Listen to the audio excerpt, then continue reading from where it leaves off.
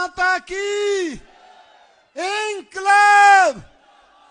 सबसे पहले तो मैं जंगपुरा विधानसभा में भोगल की इस ऐतिहासिक जमीन पर अपने मित्र और भाई सरदार भगवंत मान सिंह भगवंत मान, जो पूरे देश में नहीं दुनिया में लोकप्रिय हैं, उनका स्वागत करता हूं।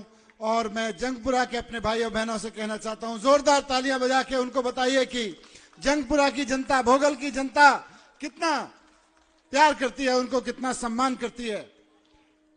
बहुत देर से सब लोग यहां बैठे हैं और जिस वक्त हम और आप यहां बैठे थे, भाई भगवंत मान जी उस समय दिल्ली के पानी के लिए चुनाव आयोग में लड़ रहे थे कि ये हरियाणा वाले गलत कर रहे हैं।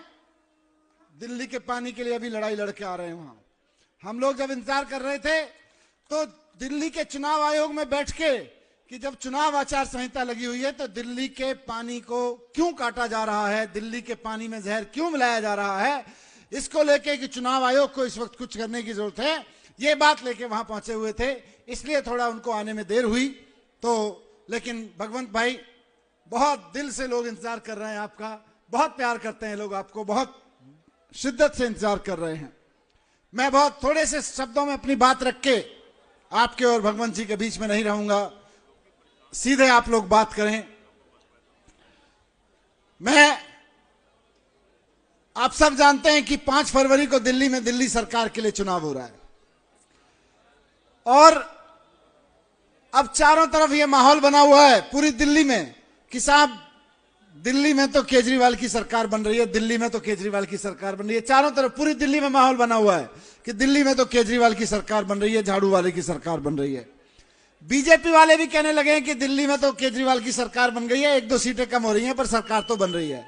बीजेपी वाले भी कहने लगे हैं। बस आपसे मैं विशेष रूप से जंगपुरा का आम आदमी पार्टी का प्रत्याशी होने के नाते कहने आया हूं कि जब पूरी दिल्ली में केजरीवाल जी की सरकार बना रही है तो जंगपुरा से, भोगल से विधायक भी आम आदमी पार्टी का ही होना चाहिए, केजरीवाल का ही होना चाहिए। ये आपकी जिम्मेदारी है, ये आपको ध्यान रखना है। क्यों? क्योंकि गलती से अगर दूसरी पार्टी का एमएलए जीत गया तो वो 5 साल केजरीवाल जी से केवल लड़ेगा, भोगल के काम नहीं करेगा, भोगल के काम नहीं करेगा, केवल लड़ाई करेगा। और आप तो उसको और उसके परिवार को जानते हैं। 10 साल पहले आपने देखा था कि जंगपुरा में विधानसभा में क्या माहौल रहता था, गुंडई का, आतंक का किस तरह का माहौल रहता था।